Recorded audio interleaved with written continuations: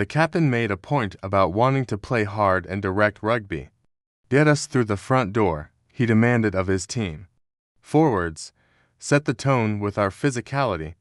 And that's the ongoing confusion with these Lions.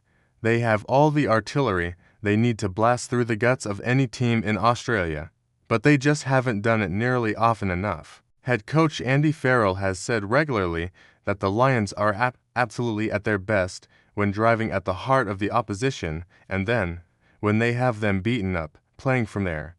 It's like that old line about the first step to making chicken soup: catch a chicken.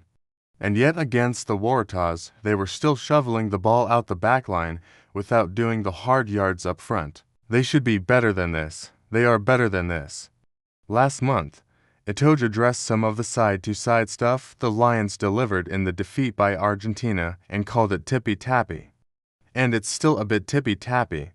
Now that the Test series is looming on the horizon, maybe they're about to unload. Maybe now is the time the hounds of hell are unleashed and the game plan shifts to a more balanced and more belligerent version of what we've seen so far. Before the Brumbies game, Itoje was asked if more direct rugby was in the offing. That's definitely the ambition, he replied. Rugby doesn't change too much, whether it's under 14s rugby or the Lions. You have to go forward. You have to earn the right, the famous saying, to go wide. And that is definitely the case for us. We need to punch holes, get forward, then space opens up. Whoever that may be, does he feel they've been too lateral in their attack on this tour? At times, perhaps. At times we've been very good in playing direct and playing through teams. But at times we probably look to go wide before we earn the right. And going wide before earning the right to go wide is why they ran into so much trouble against the Waratahs, who were waiting for them. The amount of handling errors from exceptionally talented players was maddening, not quite self-defeating, but a little too close for comfort.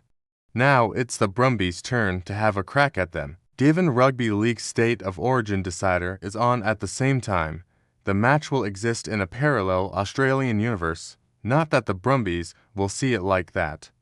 They've been reared on stories of how their predecessors, Tevita Kuridrani and chums, beat the Lions in 2013 and how the 2001 Brumbies, Justin Harrison and all that, came so agonizingly close to beating them. They'll know that legendary status awaits them if they can pull this off. The problem is the brutal realities of modern-day rugby are getting in their way. The Brumbies are a good side, the best in Australia. But this is not the best of the Brumbies the Lions will be playing. They have 10 players with Joe Schmidt's Wallabies and only to have been released. Meanwhile, the Lions are going full metal jacket with what looks like the Test team, or very close to it.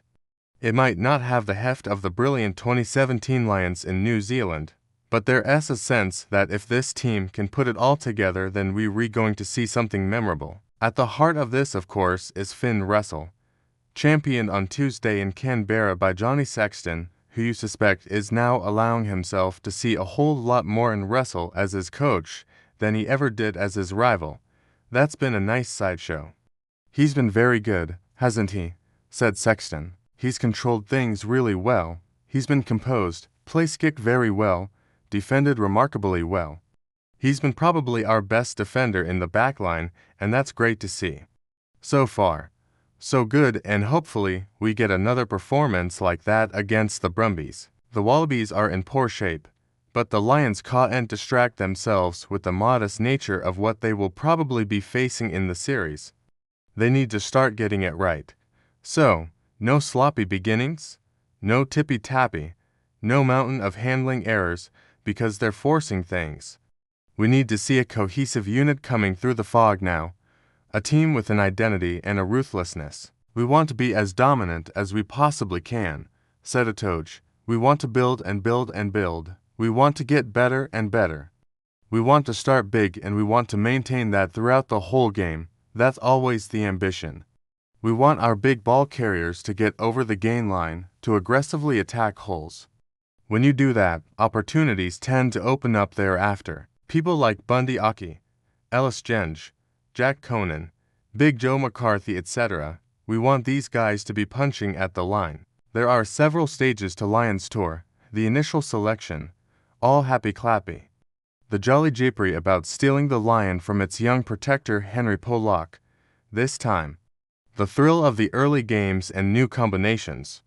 The honor of the debutants wearing the jersey. The speculation about who's making the test team. We're through all of that now. This week in Australia has felt like the turning of a page. From now on, the kid gloves are off. It's bare-knuckle stuff.